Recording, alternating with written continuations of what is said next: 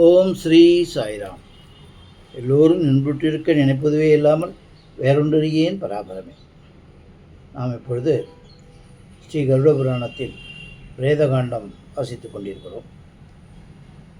போன பாகத்தில் சேத்திராடனம் போகிறாங்க உறவினர்களோட. அதில் யாரான ஒருத்தர் இறந்துட்டாக்க அவங்க அந்த இடத்துல இதெல்லாம் பண்ணிவிட்டு வராங்க. வரும்பொழுது அவங்க வீட்டில் ஏதான ஒரு சாத்தம் நடக்குதுன்னு வச்சுங்க. அதில் பையனை பாப்பா வராரு, பையன் பண்ணிகிட்ருக்கான்.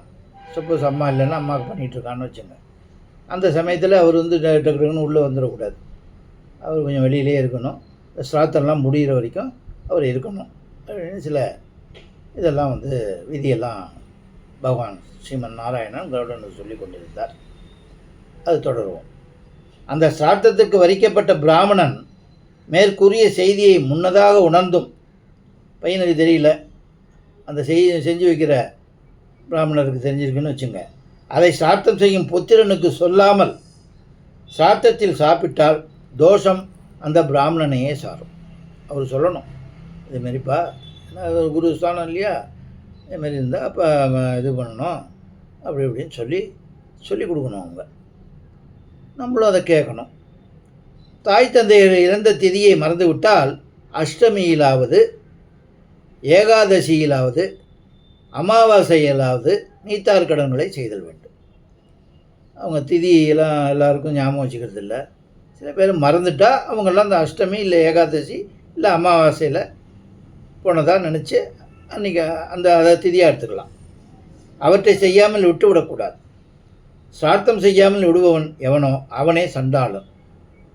ஒருவன் மரிக்கும் காலம் வரையில் நாள்தோறும் நித்திய சார்த்தம் செய்வானாகில் அவனுக்கு மிகவும் நன்மை உண்டாகும். இறந்தவனை குறித்தல்லாமல் உயிரோடு இருப்பவன் தன் சேமார்த்தமாக செய்யத்தக்கதாகிய இந்த நித்திய சார்த்தத்துக்கு விதியொன்றும் இல்லை, ஆவாகனமும் இல்லை.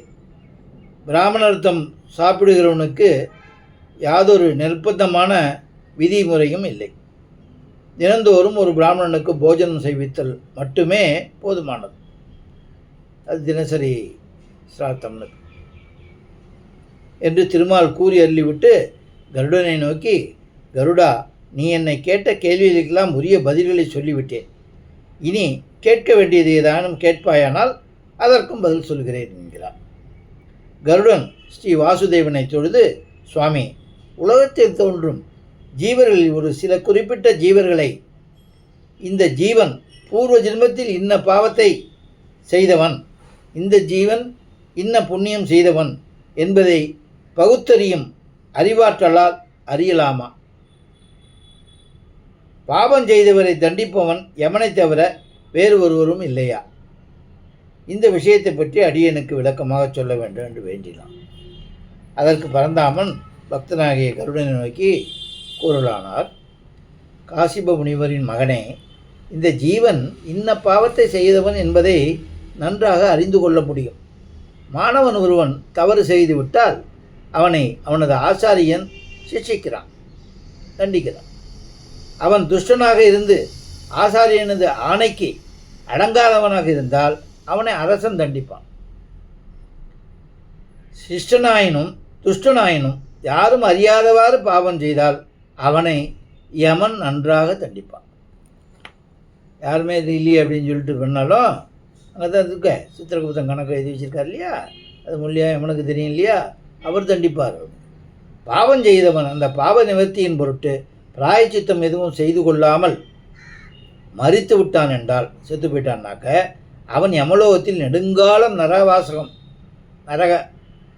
நரகவாசம் செய்து நாய் நரி முதலிய இழிவான பிறவிகளை அடைந்து பிறகு மீண்டும் மானிட பிறவியை அடைந்து முன்பு மாண்ட ஜென்மத்தில் செய்த பாவத்தை யாவரும் அறியத்தக்க அடையாளங்களுடன் விளங்குவார். பார்க்கும்போதே எல்லாருக்கும் புரியும் போல இருக்கு. வார்த்தைகள் எதையும் சொல்ல முடியாதவாறு நெஞ்சடைப்பு உடையவனை கண்டால் அவன் பூர்வ ஜென்மத்தில் பொய் சொல்லியதால் என்னென்ன பண்ணாங்க. இப்போ சொல்கிறதெல்லாம் இதேமாரி ஒருத்தர் இருந்தான்னாக்கா இவன் போன ஜென்மத்தை இதை பண்ணியிருக்கான் அப்படின்னு நம்ம புரிஞ்சுக்கலாம். அது சொல்கிறார், மாண்ட பிறவியை அடைந்து மீண்டும் மாண்ட ஜென்மத்தில் செய்த பாவத்தை அந்த ஜென்மத்தில் செஞ்சான் இல்லையா, செஞ்சு அப்புறம் நாய் நிறையா பிறகுறான் இல்லையா, அதுக்கப்புறம் மனுஷ ஜென்மம் கிடைக்குது. அப்போது யாவரும் அறியத்தக்க அடையாளம் கூட விளங்குவான். அவனை பற்றி அவன் சொல்லாமலே எல்லாரும் புரிஞ்சுப்பாங்க. எப்படி அப்படிங்கிறார். வார்த்தைகளை எதையும் சொல்ல முடியாதவாறு நெஞ்செடுப்பு உடையவனை கண்டால் அவன் பூர்வ ஜென்மத்தில் பொய் சொல்லியதால் நரகவாசம் செய்தவன் என்று அறிந்து கொள்ளலாம். சொல்கிறதுக்கு நெஞ்சு அடைக்கும், வார்த்தை வராது. மூங்கையான சுரபி விஷயத்தில் இழிவான செயலை செய்தவன் என்றும், பிறரது வீட்டுக்கு தீயை வைத்தவன் என்றும், குஷ்டரோகியை பிரம்மகத்தி செய்தவன் என்றும், அதாவது குஷ்டரோகியை கொலை பண்ணவன், புழுக்களுடைய பற்களுடையவனை மத்தியபானம் செய்தவன் என்றும், புழு நெளியும் நரகத்தில் தொழில் செய்பவனை ஸ்வர்ணம் திருடியவன் என்றும், விகாரமான மேனியுடையவனை குரு பத்தினியை சம்போகம் செய்தவன் என்றும், சண்டாள ஜென்மத்தை அடைந்திருப்பவனை அவன் தன் ஜாதியை விட்டு பரஸ்திரியை சேர்ந்தவன் என்றும், வறிஞனை கண்டால் அவன் முன் ஜென்மத்தில் ஒருவனுக்கும் ஒன்றையும் கொடுக்காத லோபி என்றும் அறியலாம். வறுமையுடையவர்கள் இருந்தால் இதுமாரி போன ஜென்மத்தில் எதுவும் தான தர்மங்கள் எதுவும் பண்ணாமல் இருந்தாக்க இந்த ஜென்மத்தில் அந்த பணத்துக்கோ காசுக்கோ செல்வத்துக்கோ இல்லாமல் திண்டாடுவாங்க அப்படிங்கிற மாதிரி சொல்கிறார். கருடா, பதி தனக்கும் அசத்தான சூத்திரனுக்கும் புரோகிதனாக இருந்தவன், அதாவது எல்லாம் பண்ணி வைக்கிற காரியம் பண்ணி வைக்கிறவன் பன்றியின் பிறவி அடைவான். பதி தனக்கும் அசத்தான சூத்திரனுக்கும் புரோகிதனாக இருந்தவன் பன்றியின் பிறவியை அடைவான். ஒரு கிராமத்துக்கு புரோகிதர்கள் பலரும் இருந்து ஒருவன் பாவம் செய்வான் என்றால் அந்த பாவம் அந்த ஒருவனையே சாராமல் அந்த கிராமத்தில் உள்ள புரோகிதர்கள் அனைவரையுமே சாரும். இதெல்லாம் தெரியுமா புரோகிதர்களுக்கு? தெரியல, கருட புராணம் படித்தா தெரியும்.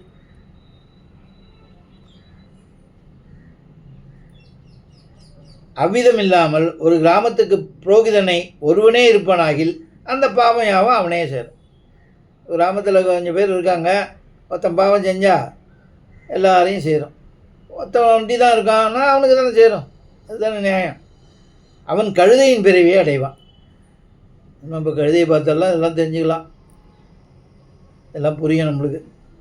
ஒவ்வொரு இதுவும் எவ்வளவு 84 லட்சம் யோனிகளில் உயிர்களை போய் படைச்சிருக்காரு, விதமான உயிர்கள், ஒவ்வொன்றுக்கும் ஒன்று. மனுஷனாக பிறந்தா இதை நம்ம என்ன எப்படி இருக்கணுமோ அந்த பகுத்தறிவை யூஸ் பண்ணி அதேமாரி இருக்கணும். அதேமாரி இல்லாமல் அதேமாரி கண்டம்னான்னு இருந்தாக்கா இதெல்லாம் திரும்பி கீழேருந்து வரணும். சொல்கிற மாரி நாய் நரியாக பிறக்கணும், கழுதையாக பிறக்கணும், பூனையாக பிறக்கணும், இப்படியெல்லாம் பிறந்து அப்போ தெரியாது. அதுக்கப்புறம் மனுஷ ஜென்மம் கிடைக்கும். அந்த மனுஷ ஜென்மத்துலேயும் அந்த முன்னாடி செஞ்ச பாவம் மறுபடியும் தொடரும். அதுலேயும் கீழே இறக்கம். அதுக்கப்புறம் இதில் இருக்குது. ஏன்னா அது அசல், இது வட்டி மாரின்னு வச்சுக்கலாமே நம்ம புரியறதுக்கு. ரெண்டையும் கொடுக்கணும் இல்லையா? அசலையும் கொடுக்கணும், வட்டியும் கொடுக்கணும்.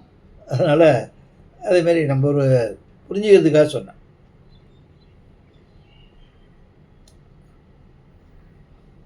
அந்த பாவம் யாமும் அவனையே சாரும். அவன் கழுதையின் பிறவி அடைவான். ஸ்நானமும் சந்தியாவந்தனமும் தேவதா ஆராதனையும் செய்யாமல் புசித்தவன் காக்கையின் பிறவியை அடைவான். வீடு அல்லது பந்தல் முதலிய இடங்களில் உணவை அருந்தாமல் வெட்ட வெளியில் உணவை அருந்திவன். ஐயய்யா, ரொம்ப பேர் பண்ணிகிட்ருக்கோமே. வெட்ட வெளியில் உணவு அருந்தக்கூடாது, சாஸ்திரம். மனித சஞ்சாரமே இல்லாத காட்டில் ஒரு குரங்காக ஜென்மம். அவ்வளோதான், மரத்துக்கு மரத்து தாவிட்டு இருக்க வேண்டியதான் பொழுது. எல்லோரையும் அஞ்சத்தக்க விதத்தில் அதட்டி பேசியவன் பூனை ஜென்மத்தை அடைவான். பூனையை பார்க்கும்போதெல்லாம் தெரியும் போன ஜென்மத்தில். ஏன்னா இப்படின்னாலே பயப்படும். அதேமாரி பயப்பட வச்சுருக்கான் போன ஜென்மத்தில். இனிமேல் பூனையை பார்த்தா அதுதான் ஞாபகம் வரும் நம்மளுக்கு.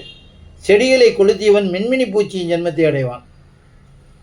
பிராமணருக்கு அவர்கள் அறியாதவாறு தீய பதார்த்தத்தை கொடுத்தவனும், என்ன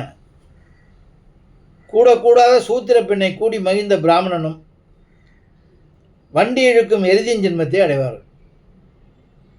எல்லாத்துக்கும் ஒரு இது வச்சுருக்கார் பகவான். என்ன பண்ணாலும் அதுக்குள்ள இது இருக்குது. இங்கே வேணால் நம்ம எப்படிலாம் இருக்கலாம், அதுக்கப்புறம் இருக்குது அப்படிங்கிறது இந்த கருட புராணம் மூலியமாக நம்ம தெரிஞ்சுக்கலாம். முன்னாடியே தெரியும் இது செய்யணும் செய்யக்கூடாதுன்னு பெரியவங்களாம் சொல்லியிருக்காங்க, எல்லாம் தெரியும். இருந்தாலும் இதை படிக்கும்போதும் இது பார்க்கும்போதும் கேட்கும்போது தானே இன்னும் தெரியுது, இன்னும் விஷயம்லாம் தெரியுது. அப்புறம் என்னப்பா அடுத்த ஜென்மத்தில் நான் எதுவாக இருந்தால் எனக்கு என்ன அப்படின்னு சொல்லி பற்றி நம்ம பேச முடியாது. என்ன இருந்தால் அதுமாரி அனுபவிச்சுட்டு போக வேண்டியது தான். அனுபவிச்சு தான் போவாங்க. அது தெரிஞ்சுக்கிட்டு இது மாதிரி பண்ணாமல் இருக்கணும், பண்ண வரைக்கும் இது வரைக்கும் உள்ளதுக்கு ஏதாவது பிராயச்சித்தம் தேடிக்கணும் அப்படின்னு நினைக்கிறதுக்கு தான் இதெல்லாம் படிக்கிறது. என்ன இதை மறுக்கிறவங்க மறுக்கட்டும், நம்புகிறவங்க எப்படி இருக்கணுமோ அப்படி இருக்கும்.